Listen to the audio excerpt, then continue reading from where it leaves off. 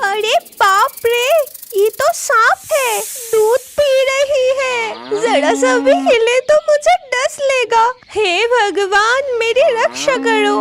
अजी सुनती हो, सूरज सर के ऊपर चढ़ गया। गाय के पास जल्दी चलो। यदि तुम बछड़े को नहीं पकड़ोगे तो मैं गाय के दूध कैसे निकालूंगा? मेरी गोपाल को भूख लगी है और आप भी तो बाजार जाओगे दूध बेचने के लिए। हाँ जी, जल्दी चलो, बहुत देर हो गया आज। फिर वो दोनों गाय के पास चले गए। कुसुमपुर गांव के सारे लोग गवाला थे।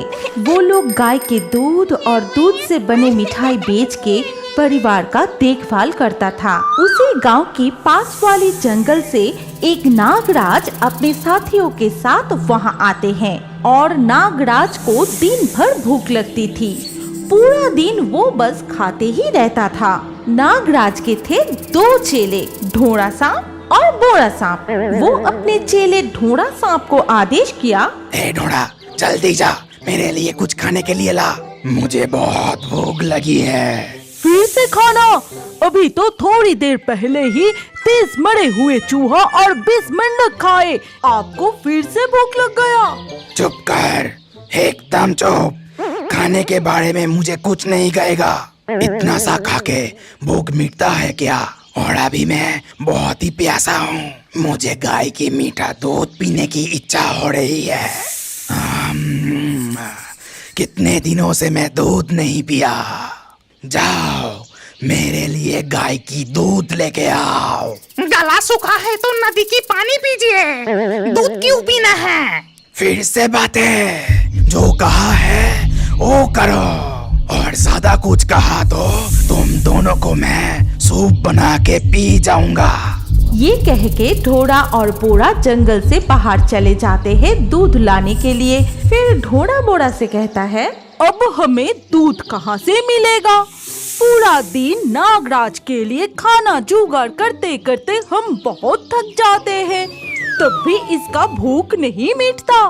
पूरा दिन खा खा के एकदम फुटबॉल जैसी गोल हो गया है। अब तो एक दिन फट ही जाएगा। हमारे नसीब में तो कुछ भी नहीं मिलता। ना खा खा के हम कैसे सूखे काठ की तरह बन चुके हैं। सब कुछ खाने के बाद अंत में हमें तो सिर्फ बचा कुचा खाना ही मिलता है। लेकिन दूध तो लेके जाना ही पड़ेगा, सुना नहीं क्या कहा? नहीं तो हम दोनों को ही काट के सूप बना के पी जाएंगे। चलो दूध ढूंढते हैं। इसके बाद वो जंगल से निकल के गांव में घुस जाते हैं। फिर कुछ दूर आगे जाते ही देखता है कि एक गाय बंधा हुआ है। वो देखो बोरा, एक गाय बंधे है, चलो देखते हैं उसके पास दूध मिलता है कि नहीं। फिर वो दोनों गाय के पास जाके अपने मुंह से गाय के दूध निकलने लगे और वो देख नीना गाय डर से बिल्कुल ना हिले, चुपचाप खड़ी रही। ऐसे हालात में वो दो सांप दूध निकलते ही गए। तभी नीना मन ही मन बोली, अरे बाप रे, ये तो सांप है, दूध पी रही है। जरा सा भी हिले तो मुझे डस लेगा। हे भगवान, मेरी रक्षा करो। कान खोल के सुन ले, हमारे बारे में किसी को भी कहा तो ऐसा डांसूंगा कि पूरा छवि हो जाएगा। ये बात अच्छे से याद रखना। इसके बाद सारे दूध निकल के वो दोनों वहाँ से चले जाते हैं। जाके नागराज को दूध खाने के लिए देते हैं। वो दूध पी के कहा, बहुत स्वादिष्ट है, ये दूध पी के बहुत मजा आया। कहाँ मिला ये दूध? ये दूध पास वाले गांव से लेके आए हैं। वाह, बहुत ही बढ़िया। कान खोल के सुन लो, कल से मेरे लिए यही दूध लेके आना पड़ेगा। ये कह के नागराज सारे दूध पी जाते हैं, लेकिन ढोड़ा और बोरा के भाग में कुछ नहीं मिला। इसके कुछ देर बाद गोपाल की माँ गाय के पास जाते हैं दूध निकलने के लिए, लेकिन नीना गाय एक बूंद भी दूध नहीं दे रही है। पर कुछ दूध जमीन पे गिरा था। अरे नीना, आज तेरा क्या हुआ? एक बूंद भी दूध नहीं दे रही है। मेरे गोपाल कब से भूखे हैं और गोपाल के पिताजी को भी तो दूध लेकर बेचने जाना है ना। पर नीना एक बूंद भी दूध नहीं दे रही है। वो सिर्फ डर से चुप खड़ी रहती है। तो क्या बछड़े ने सारे दूध पी लिया? लेकिन वो तो बाहर बंधे हुए हैं। क्या हुआ कौन जाने। गोपाल की माँ खाली बाल्टी लिए निकल जाती है और सारी घटना गोपाल के पिता को बताए। ये सब सुन के गोपाल के पिता ने कहा, लगता है आज उसकी तबीयत खराब है, इसीलिए दूध नहीं दिया। फिर बाजार में क्या बेचने जाए। अगले दिन सुबह होते ही ढोड़ा और बोरा साहब दूध लाने गांव में आते हैं। इस बार वो और कुछ गाय की दूध चोरी करके नागराज को देता है और मीठा दूध पी के नागराज तो बहुत खुश हुए। मगर ढोड़ा और बोरा साहब बहुत गुस्सा करते हैं क्योंकि नागराज उन्हें एक बूंद भी दूध नहीं देते थे। इधर गोपाल की माँ अगले दिन गाय के पास जाके देखती है कि नीचे कुछ दूध गिरा है और नीना एक बूंद भी दूध नहीं दे रही है। फिर से वो खाली बाल्टी लिए वापस चली आती है। आके गोपाल की पिता से कहती है, सुनते हो, क्या सच में नीना को कुछ हुआ है कि बात कुछ और है? ये क्या बोल रहे हो? क्या हो सकता है? हाय हाय हाय, तुम्हारा दिमाग क्या पूरा सड़ गया है? हमारी नीना गाय एकदम तंदुरुस्त है। मुझे लगता है हमसे पहले ही नीना के पास कोई जाके सारे दूध चुरा लेता है। लेकिन हमारे गांव में तो सबकी गाय है, कौन दूध चोरी करेगा? वही तो हमें ढूंढ के निकलना है। अच्छा, तुम जाओ और जाके देखो तो गांव की और भी कोई गाय दूध देना बंद कर दी है क्या? फिर समझ आएगा कि असली कारण क्या है। गांव के सारे लोग इस बात को लेकर परेशान थे क्योंकि गांव की और कुछ गाय भी दूध देना बंद कर दिए थे। ये कौन सा मुसीबत आ खड़ा है?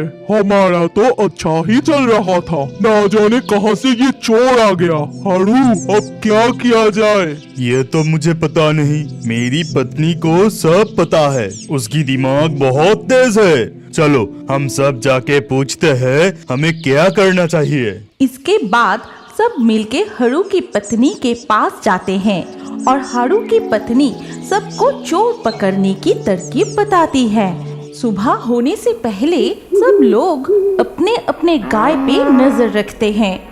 उस दिन ढोड़ा और बोरा राखाल की गाय से दूध चोरी करने के लिए आए थे और सांप को देखते ही राखाल बहुत डर जाता है। अरे बाप रे, सांप है! इसका मतलब सांप दूध चोरी कर रहा है। लेकिन ये दो सांप किसके लिए दूध लेकर जा रहा है? चलो चलकर देखते हैं। इसके बाद राखाल और गांव के कुछ लोग मिलके उन दो सांप की पीछा करते हैं और पीछा करते हुए जंगल में पहुंच के देखते हैं वो दूध नागराज को दिया और ये देख सब डर से भाग के सीधा पहुंच जाते हैं केलो सपेरा के पास और सब मिलके केलो सपेरा को पूरी घटना बताते हैं। फिर सारी बात सुन के केलो सपेरा ने कहा, समझा, यही है वो नागराज। उसे मैं बहुत दिनों से ढूंढ रहा हूँ। आज जाके वो हाथ लगेगा। तुम सब मुझे उस जंगल की तरफ लेके चलो। इसके बाद केलो सपेरा गांव वालों के साथ जंगल की तरफ जाते हैं और वहां पहुंचते ही बीन बजाने लगता है और बीन की धुन सुन के नागराज ने कहा, कौन कौन कौन कौन कौन ये बीन बजा रहा है? बंद करो, इसे बंद करो। कौन शुरू किया बीन बजाना? बंद करो। मैं हूँ तुम्हारा यमराज। बहुत दिनों से तुमको ढूंढ रहा हूँ मैं। तुम फिर से यहाँ पर आके सारे गांव वाले को परेशान करके रखे हो। आज मैं तुम्हारा पुंगी बजा के रहूंगा। ये कह के सपेरा फिर से बीन बजाने लगे और बीन की धुन सुन के डोरा और बोरा वहीं बेहोश हो जाते हैं। फिर नागराज ने कहा, छोड़ दो मुझे।